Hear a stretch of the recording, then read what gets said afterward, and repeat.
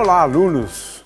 Na aula de hoje, vamos explicar como é que a teoria quântica descreve esse sistema simples, constituído de um próton e um elétron. É claro que temos também isótopos do hidrogênio. Então, a nossa questão é o átomo de hidrogênio na teoria quântica. Mas a gente gostaria de começar falando da relevância desse tema, átomo de hidrogênio. Por que é tão importante assim? É muito importante na realidade. Em primeiro lugar, é porque, a rigor, é o único átomo que nós realmente entendemos tudo. Não? Foi o primeiro a surgir no universo. Exatamente. Um número muito grande de átomos de hidrogênio foi o primeiro. Né? Cerca de 400 mil anos depois do Big Bang. Né? E, por isso, inclusive, ele é o mais abundante no universo, dentre todos os átomos. Né? Cerca de 93%, né, de todos os átomos do universo são átomos de hidrogênio. É difícil compreender isso, porque ele não é tão abundante assim, né? No nosso planeta, em termos de massa, o hidrogênio representa apenas 0,9%. De forma que ele é o nono, né, no nosso mundo. Né? Ele não é tão abundante assim. O ferro é muito mais, alumínio, silício, oxigênio. Né? O fato é que no nosso mundo ele está como uma espécie de minoria. Né? Mas no universo, em massa, o hidrogênio representa cerca de 73% da massa, né, de todos os átomos do universo, seguido do hélio. São os dois elementos, de longe, os mais abundantes. Né? No nosso mundo, não. Mas, de qualquer maneira, no universo como um todo, nós temos uma quantidade enorme, né, de átomos de hélio, 93% em número, contando o número de átomos, né, do universo, de todos os elementos existentes no universo. Né. Isso, por outro lado, está mudando, mas muito devagar, né, porque as estrelas queimam, né, hidrogênio. Né. De qualquer maneira, né, nós tivemos, né, ao longo da história do universo, né, essa era aqui, né, conhecida como Era dos Átomos, que teria se iniciado a formação, então, de átomos, né, da tabela periódica, mas a tabela periódica no início do universo era muito pobre. Tinha dois elementos praticamente só, né? Porque a abundância dos demais elementos, todos eles elementos leves, né? Começamos a produzir só elementos leves, né? O deutério, o hélio, hélio 3, né? Lítio, mas olha só, em abundâncias absolutamente desprezíveis, né? Frente à abundância, por exemplo, do hélio 4, que tem uma abundância em termos de massa, né, de 25% do universo. Então, houve uma fase na história do universo, que começa aqui próximo de 400 mil anos depois do Big Bang, onde a gente sabe muito pouco sobre o que aconteceu, né, no Big Bang. Então, o universo começou um processo, né, que se assemelha muito, né, a uma grande explosão. Daí o nome Big Bang. Toda a matéria é em explosão. Muito bem. O fato é que os átomos, né, começaram aqui, e os átomos de hidrogênio em particular foram os primeiros a serem formados. Né? E a partir deles você começa a formar o átomo de hélio 4, por exemplo, né, em processos que a gente vai descrever aqui. O hidrogênio ele é muito abundante no universo, mas, na realidade, a gente sabe que essa abundância está se reduzindo a cada ano, porque ele é queimado no interior do Sol. Aqui, por exemplo, eu gostei dessa aqui, né? O Sol é uma bola gigantesca de hidrogênio, né?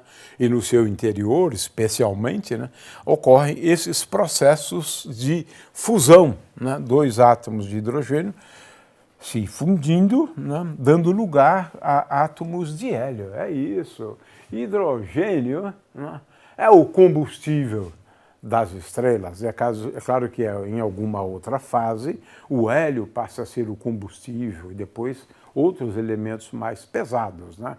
Mas no caso do Sol, nós estamos aí, o Sol está queimando hidrogênio. Então ele é um elemento extremamente importante para nós, né? A teoria clássica do átomo de hidrogênio a gente sabe, né? É isso aqui, não é? Um elétron, né? Olha só, um elétron girando em torno de um próton, numa órbita. A teoria quântica não fala em órbita. A teoria quântica prefere falar orbital, é um termo melhor, né, do que órbita. Mas essa aqui é a teoria clássica, né, de acordo com a teoria de Rutherford. O fato é que o átomo de hidrogênio ele tem essa característica, né, de um espectro discreto, né? Tanto do ponto de vista da emissão, né, quanto do ponto de vista da absorção. Nós já comentamos isso quando falamos do átomo de hélio. Muito bem, como é que a teoria quântica aborda o átomo de hidrogênio, né? Como é que a gente faz? A gente considera, na verdade, começa com duas partículas, né? O próton e o elétron. É assim o jeito certo de fazer as coisas, na realidade. Ele leva em conta que nós temos aqui um sistema de duas partículas em interação, de forma que escrevemos agora uma equação de Schrödinger para a partícula 1, né? Para a partícula 1 e para a partícula 2. Né? Energia cinética da partícula 1, energia cinética da partícula 2. E aqui temos uma energia potencial de interação que depende da posição da partícula 1 e da posição da partícula 2. Né? E, eventualmente, depende do tempo. Então, essa é a equação de Schrödinger, né, para duas partículas. Vamos escrever. Daqui a pouco, na próxima aula, vamos falar de sistemas. Então, vamos adiar essa discussão, né, para depois. Né? É claro que aqui eu tenho a mesma interpretação, né, probabilística, como densidade de probabilidade, mas agora, veja bem, eu tenho aqui dois elementos de volume. Né? A gente vai explicar isso depois. Né? O fato é que o que importa aqui é que eu faço uma mudança de variáveis, né, levando em conta o centro de massa e a coordenada relativa. Né? Aqui está bem claro o que é coordenada relativa, né, o que é coordenada de centro de massa. Aqui eu tenho a origem do meu referencial. Né? Isso aqui então seria o elétron e o próton. Né? Este aqui seria o elétron, né, e o próton. O próton é tão pesado que tudo se passa como se o elétron realmente executasse ou executa, né, um movimento circular. Veja que isso não é muito bom, né? Porque na teoria quântica não existe movimento circular. Muito bem, mas é uma imagem, né, que pode ajudar, né? A ideia é essa. Né? O fato é que se você fizer uma mudança de variáveis, no final você vai chegar a uma equação que tem essa forma aqui. Mas é uma equação para coordenada relativa. Então parece até, né, a equação para uma partícula. A gente vai explicar essa questão na próxima aula, né, do movimento do centro de massa ou a função de onda do centro de massa. Né? Muito bem. E a coordenada relativa. O que muda aqui é como se nós tivéssemos, né, o próton aqui em repouso, né, e com uma massa que é igual a essa massa reduzida. Então é curioso, quando a gente trata de uma forma realmente adequada, né?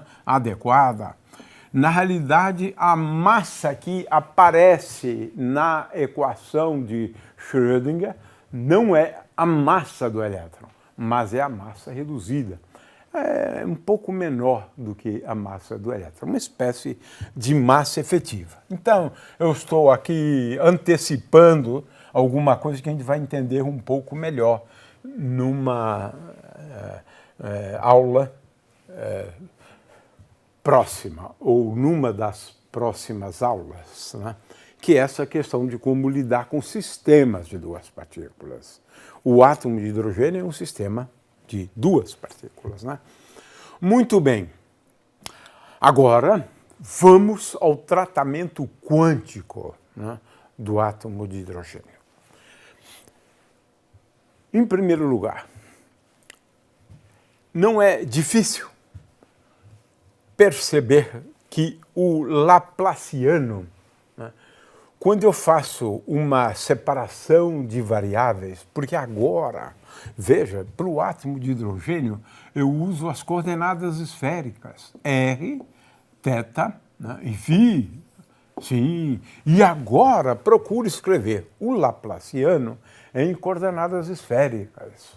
Veja, nós já estudamos isso, né, nas aulas de cálculo 3, para física, né? A gente tem que aprender, né, a escrever o Laplaciano, porque a equação de Schrödinger, o Laplaciano, né, aplicado à função de onda, né? Aí é que está, né? Mas o produto da energia potencial vezes a função de onda é igual a energia vezes a função de onda. Essa é a equação. Mas tem que aprender a escrever. Ora, em coordenadas esféricas, o Laplaciano tem dois termos. O primeiro termo envolve apenas derivadas, até derivada segunda, né? Porque veja que aqui tem um termo de derivada primeira também, né? Envolve derivadas parciais com respeito à coordenada r, que no fundo é a distância, né, do elétron até onde está o próton, grosso modo, porque na verdade é a distância até o centro de massa. Mas não vamos complicar, né? Vamos simplificar a discussão. Muito bem. Em coordenadas esféricas, o Laplaciano tem dois termos. O primeiro termo eu escrevo assim. O segundo é um velho conhecido nosso, né? Por quê? É um operador momento angular ao quadrado, dividido por h cortado ao quadrado e dividido por R2. Aparece aqui. Então, eu estou escrevendo aqui o L ao quadrado é um operador, claro, que envolve uma derivada segunda, né, com respeito a φ. E agora um termo meio complicadinho aqui, né, que envolvendo as derivadas com respeito à coordenada θ. Né? Em relação à coordenada φ é bastante simples, é derivada segunda, né, e aqui tem 1 sobre seno ao quadrado. Este é o Laplaciano em coordenadas esféricas que eu escrevo deste jeito aqui, né? Posso escrever em termos desse operador e mais esse operador. É assim, né? Agora vamos lá. A ideia aqui é a seguinte, para simplificar.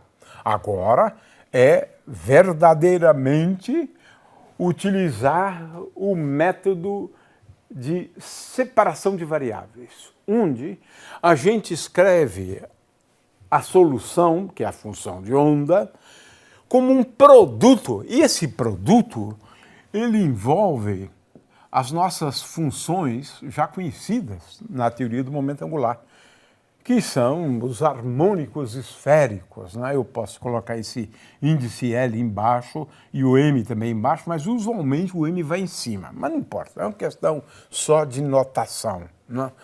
Veja bem, é uma técnica de separação de variáveis para ondas estacionárias, que é o que a gente quer. Então a equação se escreve deste jeito aqui, né? Agora, como eu fiz a separação de variáveis, esse L ao quadrado, né, aplicado a YLM, ele vai me dar L vezes L mais 1 H cortado ao quadrado. Ora, com isso, então, o que nós temos, né? Lembre-se que aqui a gente está agora utilizando a massa reduzida. Se a gente não fizer isso, aparece aqui, né? Claro, a massa do elétron. Massa do elétron. Muito bem. Agora, olha só. Com uma separação de variáveis, como eu conheço a função, né, envolvendo as coordenadas θ e φ, eu vou recair, né, numa equação agora só para aquela função que eu chamei de ψ de R, porque agora eu tenho uma função só de R. Ah, que beleza, né? Quando eu faço a separação de variáveis, eu acabo recaindo agora só numa incógnita. Não é tão fácil assim, mas não importa. Que é a função ψ de R. É uma função só de R. Essa é a vantagem do método de separação de variáveis, né? No final, eu acabo recaindo aqui numa equação, né? É claro que esse termo aqui é a energia potencial de interação, que nós conhecemos muito bem, escrevemos aqui K, né? Este K aqui, na realidade, ele é igual à carga do elétron vezes a carga do próton, né? Na realidade aqui está em módulo, então produto, mas essas cargas são iguais a E ao quadrado, a carga do elétron ao quadrado, dividido por 4π são zero. É isso. É que a gente resumiu aqui, né? Mas o que entra aqui é o potencial eletrostático de interação, né? De interação entre o elétron, né? E o próton. Esse termo aqui é muito simples, é fácil, né, de entender do que se trata, né? Se eu colocar ali um Z, né, para indicar um número atômico, então é Z vezes Z ao quadrado. Mas vamos deixar isso sem... Não vamos pensar no Z no momento, não, né? Muito bem, está aqui, está aqui. Essa é a equação de Schrödinger, mas depois de feita a separação de variáveis. A função de onda é igual ao produto dos harmônicos esféricos, função de θ e φ dessa equação. E agora, como é que eu resolvo essa equação? Não é tão simples. Essa equação é um pouco mais complicada do que parece à primeira vista, né? Essas equações diferenciais de segunda ordem, muitas delas são muito difíceis de serem resolvidas. Mas o pessoal aprendeu, né, a encontrar soluções, né, envolvendo polinômios para essa equação aqui. Muito bem. Aí, para simplificar, né, o que se faz, né? Eu divido por menos H cortado, né, ou melhor, eu simplesmente pego essa constante e divido lá, divido aqui também, né?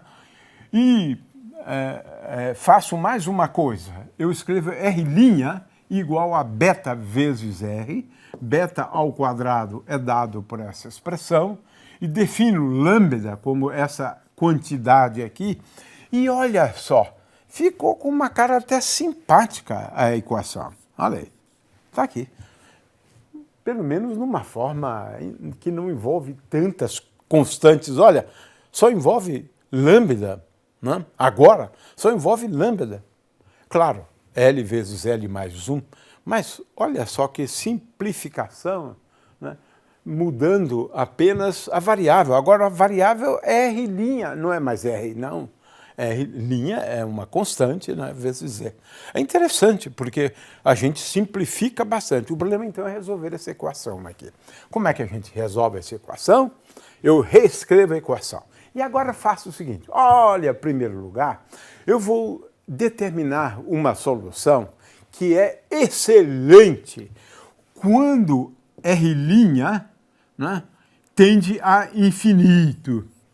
Veja, olha só.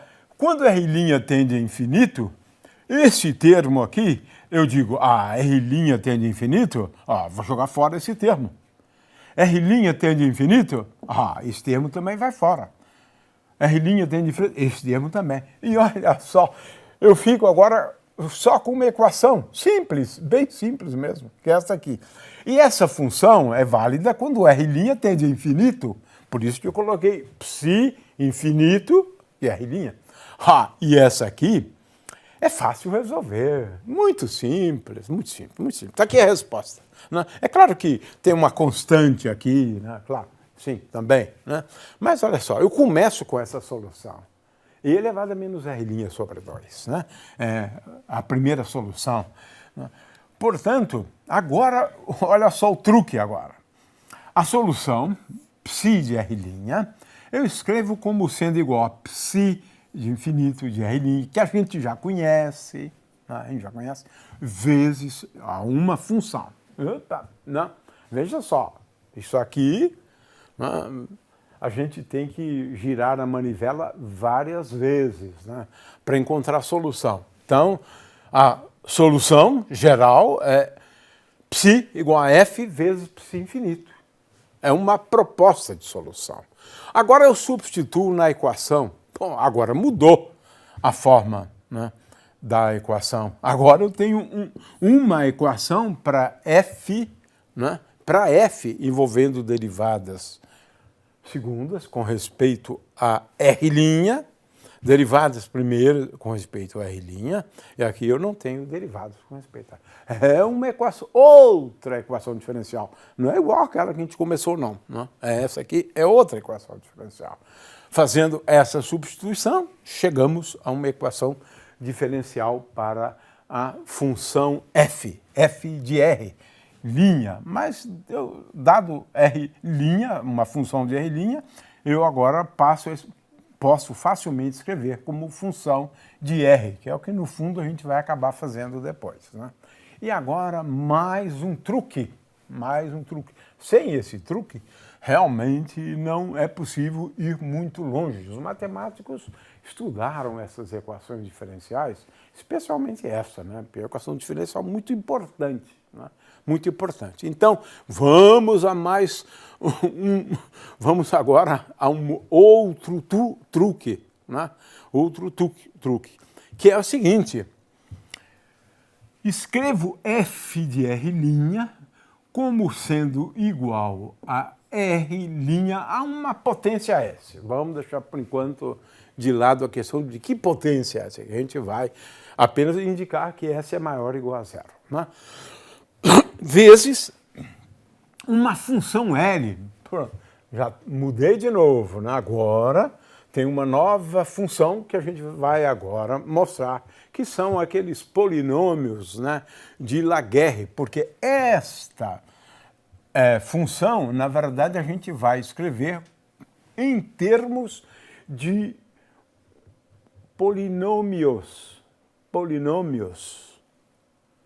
de um determinado grau, é claro, a gente vai depois ver isto. Né?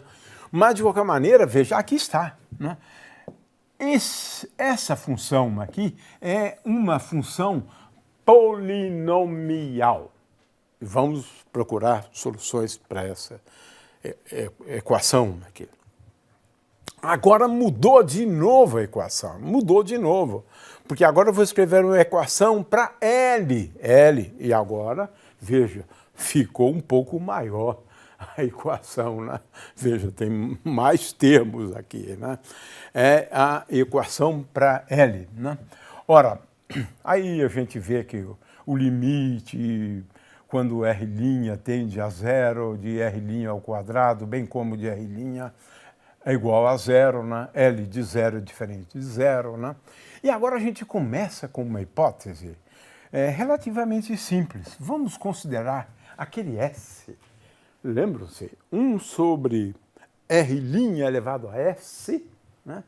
Vamos começar com S igual a L. Né? S igual a L. Olha só, aquela equação agora não depende de S, depende de L, no entanto. Depende de L. Está aqui a equação. Está aqui. Né? E agora é aquele velho método. Eu pego aquele polinômio, substituo nessa equação aqui e eu descubro uma coisa realmente muito curiosa. É que se eu determinar o primeiro coeficiente, eu determino todos os outros.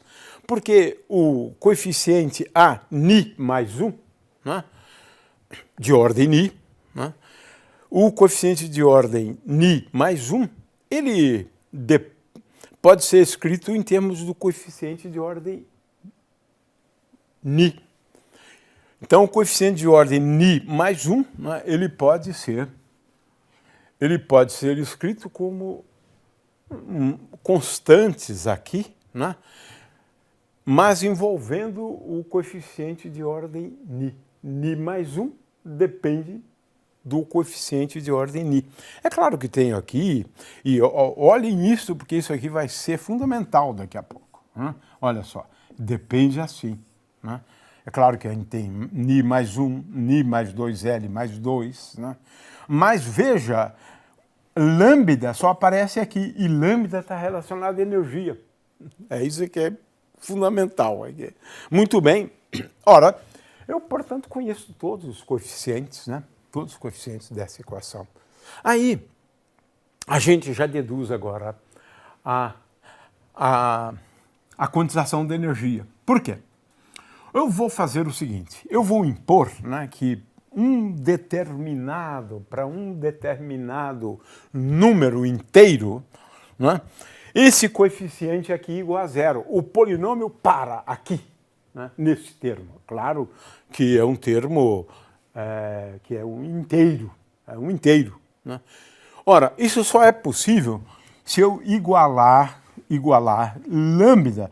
Olha, Ni mais L mais 1 igual a lambda. Mas Ni é um inteiro.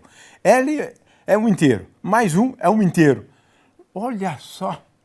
Se eu impuser essa condição aqui, paro num determinado valor,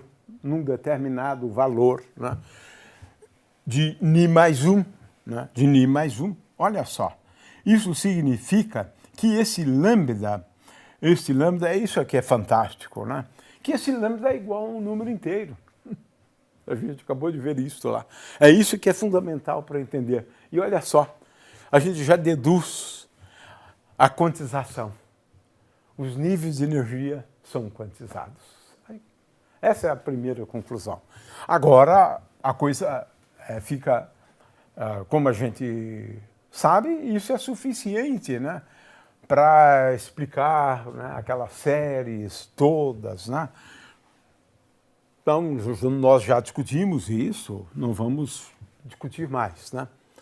Agora começamos a introduzir, né, os polinômios, conhecidos como polinômios. São todos polinômios, né, polinômios de Laguerre. Né? E os polinômios de Laguerre, eles satisfazem essa equação, que é fundamental no caso do átomo de hidrogênio. Né? E aqui eu tenho esses polinômios, né? L1, L2, L3, L4, o comportamento deles, né? L1 é simples, né? É um comportamento linear, né? Como função de x. Né? Esses polinômios, eles são tabelados, têm uma série de propriedades, né? E eles podem ser, isso que eu acho bem bonito mesmo. Né? Isso é fantástico, nossa, a matemática é muito bonita. Né? Veja só, essa função aqui é conhecida como função geratriz, derivando a função geratriz com respeito a S, n vezes, e fazendo depois S igual a zero, você obtém todos os polinômios de Laguerre. Né? Outra coisa, mas isso deriva daquilo, é que você pode também escrever essa função geratriz como uma somatória de polinômios de Laguerre, fazendo a expansão. Né? É claro que são polinômios agora em S. Né? Então você escreve assim, belíssimo isso aqui, belíssimo. Aí, é claro que o estudante precisaria, né, na realidade, de olhar um pouco o texto, porque só estou mostrando as fórmulas a rigor, né? E agora vamos aos polinômios associados de Laguerre. Esses é que interessam, na verdade, né? Isso é que interessa de verdade. Por quê? Eles satisfazem, né, a esta equação aqui, né? Que é a equação que a gente precisa para o átomo de hidrogênio, né? Muito bem. Então eu tenho aqui, né, a equação, veja que é um pouco diferente da equação envolvendo os polinômios de Laguerre, mas agora eu tenho aqui esse m a mais, né, m a mais, então ele é fundamental, né? Muito bem, os polinômios de Laguerre também podem ser derivados, né, a partir de uma função geratriz, e essa é a função geratriz, é um pouco mais complicado, né, a função geratriz para os polinômios de Laguerre, né? Então a gente não vai entrar muito em detalhes sobre esses polinômios. Eu tenho agora aqui, por exemplo, uma tabelinha de polinômios de Laguerre. É claro que eles têm dois índices, né? Sempre o número inteiro aqui e o número inteiro menor do que esse aqui, né? Então L11, L21, e assim por diante, né? O fato é que agora a função de onda, né, ela é escrita como um produto envolvendo os harmônicos esféricos e agora esta função aqui, R, veja bem, R, N, L, porque depende de N e de L, de R, função agora de R, tá o quê? Esta função R, ela é dada por, veja, E elevado a menos R' sobre 2, vezes R' elevado à potência L, né? E finalmente os polinômios de Laguerre associados. Não é nada muito fácil. Aqui eu tenho a condição de normalização para os polinômios de Laguerre, e para isso você precisa consultar tabelas, né? Porque isso não é nada fácil, não. Muito bem, de forma que essa é a solução, de forma que a densidade de probabilidade, ela depende desses números quânticos, né? N, L e M, né? N, L e M, de tal maneira que essa densidade de probabilidade tem uma função que é R ao quadrado de N, L e R, né? Isso aqui, ele te dá praticamente qual é a dependência da função de onda com respeito a R, né? E, finalmente, os harmônicos esféricos em módulo ao quadrado. Se eu quiser calcular, por exemplo, valores médios, né, qual é o que seria o equivalente, né, ao raio da órbita circular, eu calculo o valor médio, né? A gente vai colocar pelo menos um exercício, né, envolvendo o cálculo de valores médios. É claro que com funções de onda relativamente simples, né? Agora veja só o estado fundamental. O estado fundamental, a função de onda é dada por essa expressão aqui. Veja, ela depende de uma forma bastante simpática. Aqui eu substituí, na verdade, né, o beta por um parâmetro alfa agora, né, porque a gente escreveu R' como sendo igual a beta vezes R, né? Mas, de qualquer maneira, tem essa forma aqui, né? Às vezes a gente coloca aqui em termos, né, em termos do raio de Bohr, né? É por isso que eu utilizei essa expressão. Veja, a probabilidade é máxima de encontrar na origem, no estado fundamental, né? Mais próximo da origem, mais próximo, até atingir o raio aqui de Bohr. Então, aqui tem uma figura, né, que ilustra isso. Olha, uma densidade bem grande, bem escuro, né, na origem, né? Agora, a gente precisa levar em conta os tais orbitais, né, que são regiões, né, onde eu tenho a maior probabilidade de encontrar o elétron. No caso do orbital 1s, a gente já viu, né, que é mais próxima e não depende do ângulo. A probabilidade é igual para qualquer ângulo, mas depois ela passa a depender do ângulo, né? do orbital 2s, olha só o que acontece com o orbital 2s. Nós temos aqui uma região onde a probabilidade é praticamente igual a zero de encontrar o elétron. Por quê? Porque ali agora eu estou falando dos zeros, dos polinômios de Laguerre. É exatamente. Né? De forma que você tem regiões, nesse caso também não depende do ângulo, né? A densidade de probabilidade, depende só de R. Né? Intenso próximo da origem e também em regiões já mais afastadas, né? do próton. Né? Muito bem. Agora a coisa realmente complica um pouco, né? Porque dependendo, né, do número quântico magnético, M, né, nós temos aqui uma distribuição angular do L, claro, e do M. Né? De forma que aqui eu tenho, então, algumas figuras, né? Eu já comentei o caso 1S, 2S, veja, 3S. 3S, na realidade, né, nós temos 3 regiões com praticamente zero de probabilidade de encontrar o elétron. Né? E agora, para orbitais do tipo P, né, L igual a 1, veja-se que a concentração agora, onde é mais fácil encontrar o elétron, olha só, já é uma expressão tal que depende do ângulo. Então, para encerrar, né, gostaríamos então de mostrar essa figura aqui de vários orbitais. Mas orbitais são regiões no espaço onde a gente tem a maior probabilidade de encontrar o elétron e elas dependem, né, dos ângulos. Esse é a coisa mais interessante nesse estudo do átomo de hidrogênio.